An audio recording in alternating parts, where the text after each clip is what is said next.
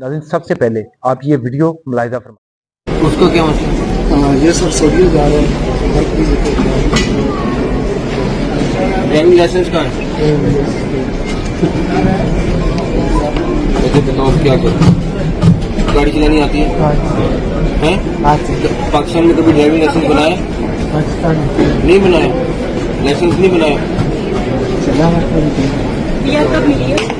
ये 22 अब आप जा रहे हो एयरपोर्ट पे बंदे ऑफलोड किए जा रहे हैं और वजीर दाखिला साहब खुद जाकर चेक कर रहे हैं कि जो बंदा जिस जॉब के लिए बाहर जा रहा है उसका लाइसेंस बनवाया है इन्होंने कि नहीं बनवाया। और अगर ये कानून लागू हुआ है कि बाहर जाने वाला जो ड्राइवर बंदा है उसके पास ड्राइविंग लाइसेंस होना लाजिम है, तो ये आपके प्रोटेक्टर ऑफिस ने क्यों नहीं बताया? उन लोगों ने क्यों नहीं बताया? उनको बताना चाहिए था ना। तो आपका हक बनता है कि आप जाके अपने प्रोटेक्टर ऑफिस से जाके ये चीज तलब करें कि भाई बाहर जो बंदे जा रहे हैं स्टैंप वगैरह लगा के दे रहे हैं, उनसे क्यों नहीं पूछ रहे कि आपका ड्राइविंग लाइसेंस है भी या नहीं है? तो आपका हक बनता है ना वहां पे जाके पूछे।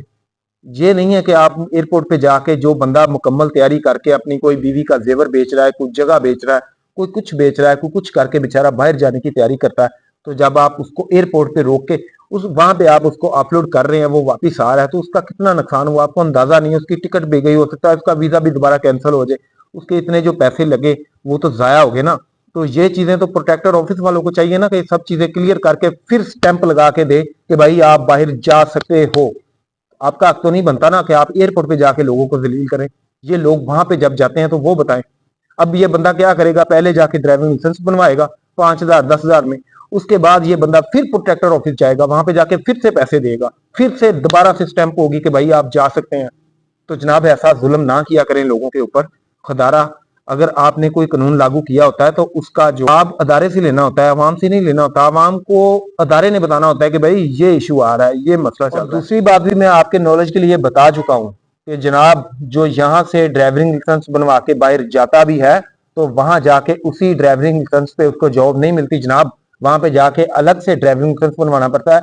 जबकि ये बंदा सऊदीया जा रहा तो वहां पे जाके अगर ये लाइसेंस बनवाएगा तो मिनिमम आज के दौर में वो 2 लाख के अराउंड बाउंड वो लाइसेंस बनेगा।